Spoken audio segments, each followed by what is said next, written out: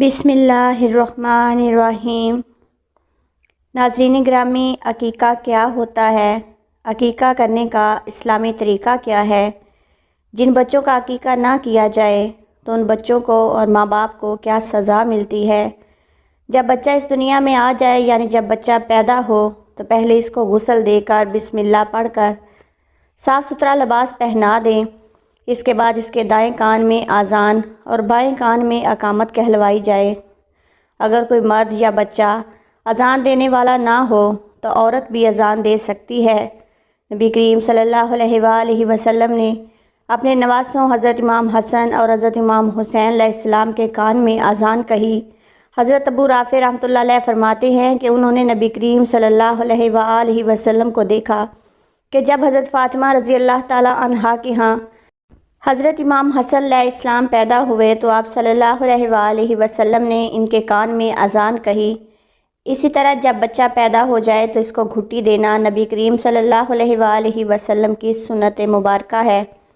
ام المومنین حضرت عائشہ صدیقہ رضی اللہ تعالی عنہا سے مروی ہے، نبی کریم صلی اللہ علیہ وآلہ وسلم کے پاس نومولود بچے لائے جاتے تو آپ صلی اللہ علیہ وآلہ وسلم ان کے لیے برکت کی دعا فرماتے اور انہیں گھٹی دیتے۔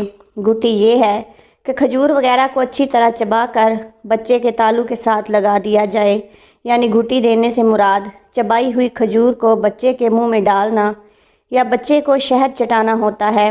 پھر پیدائش کے 7ویں دن اپنے بچے کا عقیقہ کیا جائے۔ اس کی برکت سے بچہ آفتوں اور مصیبتوں سے محفوظ رہتا ہے اور بڑے ہو کر اپنے والدین کی نافرمانی نہیں کرتا۔ لڑکے کی طرف سے 2 بکرے اور اگر گنجائش نہ ہو تو 1 بکرا بھی کفایت کر دیا جائے، اور اگر بڑا جانور ہو تو اس میں 2 یا 1 حصہ لے لیں۔ اگر بیٹی پیدا ہو تو 1 بکرا اور بڑے جانور میں 1 حصہ، اور بچے کا سر منڈوا کر اس پر زعفران لگا دیں اور لڑکے کا ختنہ کرا دیں۔ حضرت ام کوثر رضی اللہ تعالیٰ عنہا فرماتی ہیں کہ انہوں نے نبی کریم صلی اللہ علیہ وآلہ وسلم سے عقیقے کے بارے میں دریافت کیا تو آپ صلی اللہ علیہ وآلہ وسلم نے فرمایا، بیٹے کی طرف سے 2 بکرے یا بکریاں اور بیٹی کی طرف سے 1 بکرا یا بکری، اور جانور کا نر یا مادہ ہونے سے کوئی نقصان نہیں ہوتا۔ حضرت سلیمان بن عامر رضی اللہ تعالیٰ عنہ کہتے ہیں کہ انہوں نے نبی کریم صلی اللہ علیہ وآلہ وسلم کو فرماتے ہوئے سنا کہ بچے کے پیدا ہونے پر عقیقہ کرنا اس کا حق ہے، تم اس کی طرف سے صدقہ کے جانور کا خون بہاؤ، اس پر آنے والی مصیبتوں اور پریشانیوں کو دور کرو۔ 7ویں دن اس بچے یا بچی کا نام رکھ دینا اور عقیقہ کر دینا بہتر ہے۔ عقیقہ کر دینے سے بچے کی تمام بلائیں دور ہو جاتی ہیں اور پریشانیوں سے محفوظ رہتے ہیں۔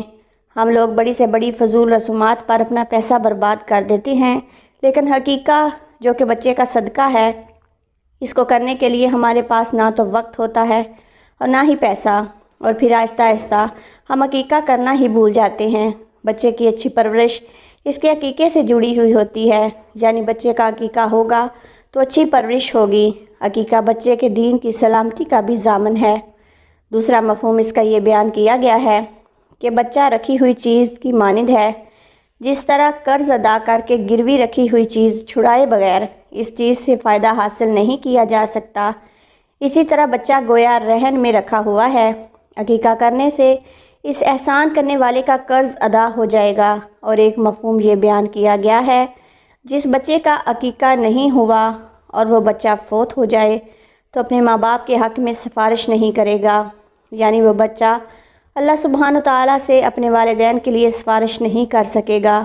علامہ ابن قیم رحمۃ اللہ علیہ نے اس کے معنی یہ بیان کیے کہ بچے کا عقیقہ شیطان سے اس کی حفاظت کا سبب ہے، اس کے بندھن کو توڑ دیتا ہے اور اس کے اثرات کو کم کر دیتا ہے۔ اس لیے حدیث سے معلوم ہوتا ہے کہ شیطان بچے کی پیدائش کے وقت اس پر اپنا اثر ڈالنے کی کوشش کرتا ہے اور اکثر بچوں پر اثر ڈالنے میں کامیاب بھی ہوتا ہے، جیسا کہ قرآن مجید کی آیتیں ان پر شاہد ہیں۔ اللہ نے اس کے اثرات سے بچے کو محفوظ رکھنے کے لیے والدین کو یہ تدبیریں بتائیں کہ اپنے بچوں کی طرف سے جانور ذبح کرو۔ امام احمد رحمۃ اللہ علیہ فرماتے ہیں کہ اگر کسی کے پاس غریبی کی وجہ سے عقیقہ کرنے کی طاقت نہ ہو اور اگر وہ قرض لے کر عقیقہ کر لے تو مجھے امید ہے کہ اللہ سبحانہ تعالیٰ اس کو اس کا بدل عطا فرمائیں گے۔ اس لیے کہ شخص نے ایک تو سنت کو زندہ کیا۔ عقیقہ کے لیے افضل دن 7واں دن ہے اور 14ویں اور 21ویں دن بھی مستحب ہے۔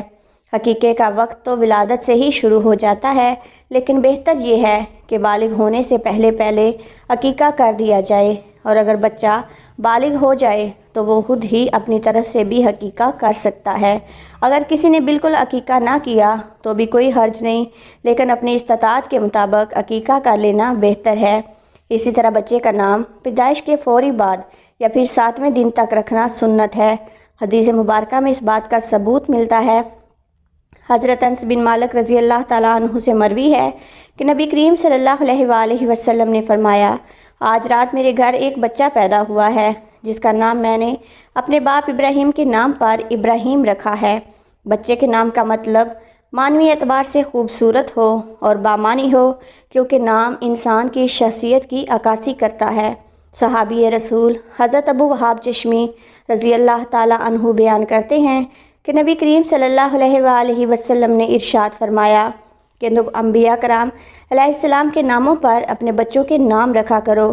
اللہ کے نزدیک سب سے محبوب نام عبداللہ اور عبد الرحمن ہے، اور سب سے سچے نام حارث یعنی کھیتی باڑی کرنے والا اور حمام متحرک ہیں، جبکہ سب سے برے نام کرب اور مراتا ہے، یعنی ایسے نام رکھنے سے اجتناب کیا جائے جن کے معنی میں اسلام کی تعلیمات سے میل نہ ہو۔ حضرت ابو درداء رضی اللہ تعالیٰ عنہ سے مروی ہے کہ نبی کریم صلی اللہ علیہ وآلہ وسلم نے ارشاد فرمایا، تم قیامت کے دن اپنے ناموں سے اور اپنے باپ کے نام سے پکارے جاؤ گے، لہٰذا اپنے اور اپنے بچوں کے نام خوبصورت رکھا کرو۔ حضرت ابو امامہ دہلی رضی اللہ تعالیٰ عنہ سے روایت ہے کہ حضور صلی اللہ علیہ وآلہ وسلم نے فرمایا، جس شخص کے ہاں بچہ پیدا ہو اور وہ میرے نام محمد سے برکت حاصل کرنے کی نیت سے اس کا نام محمد رکھے تو وہ اور اس کا بیٹا دونوں جنت میں داخل ہوں گے۔ اسی طرح ایک اور روایت حضرت عبداللہ بن مسعود رضی اللہ تعالیٰ عنہ سے مروی ہے کہ نبی کریم صلی اللہ علیہ وآلہ وسلم نے فرمایا، جس شخص نے میری محبت میں اپنے بیٹے کا نام میرے نام پر رکھا، محمد رکھا، وہ اور اس کا بیٹا دونوں میرے ساتھ جنت میں جائیں گے۔ دعا ہے کہ اللہ سبحانہ تعالی ہمیں سنت رسول صلی اللہ علیہ وآلہ وسلم پر چلنے اور نیک اعمال کرنے کی توفیق عطا فرمائے، اور اللہ تعالی ہمیں ان احادیث مبارکہ پر عمل کرنے کی توفیق عطا فرمائے، آمین۔ پیارے دوستو، ویڈیو اچھی لگے تو ویڈیو کو لائک کر دیں اور چینل کو بھی سبسکرائب کر دیں اور بیل کے آئیکن کو بھی پریس کر دیں تاکہ ہر نئی آنے والی ویڈیو کا نوٹیفیکیشن آپ کو مل سکے۔ شکریہ۔